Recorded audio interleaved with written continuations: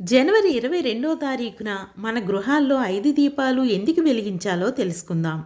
నారాయణుడు నరుడిగా అవతరించి ఎన్నో కష్టాలను మనలాగే అనుభవించి ఎక్కడా తొనకని బెనకని తన సుగుణాలతో అప్పటి నుంచి ఇన్ని యుగాలు దాటినా మనిషి ఎలా జీవించాలో తను జీవించి చూపించినవాడు శ్రీరామచంద్రమూర్తి.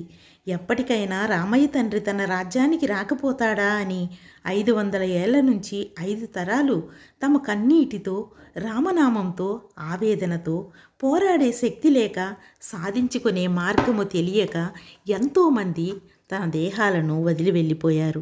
మళ్ళీ కొన్ని వందల వేల సంవత్సరాల తర్వాత ఈ తరానికి దక్కిన అదృష్టం మన రామయ్య ఆలయ నిర్మాణం. మన రామరాజ్య పాలన 500 ఏళ్ల 5 తరాలకు ప్రతీకగా ప్రతి ఇంట 5 దీపాలు వెలగాలని పండితుల యొక్క సూచన. ఈ దీపాలు జనవరి 22వ తారీఖున ఉదయం నుండి సాయంత్రం వరకు పూజా స్థలమునందు 2, ప్రధాన ద్వారం వద్ద 2, తులసి కోట దగ్గర 1 వెలిగించాలని, లేదా పూజా స్థలం దగ్గరైనా సరే 5 దీపాలు పెట్టవచ్చు అని పండితుల యొక్క సూచన. జై శ్రీరామ్.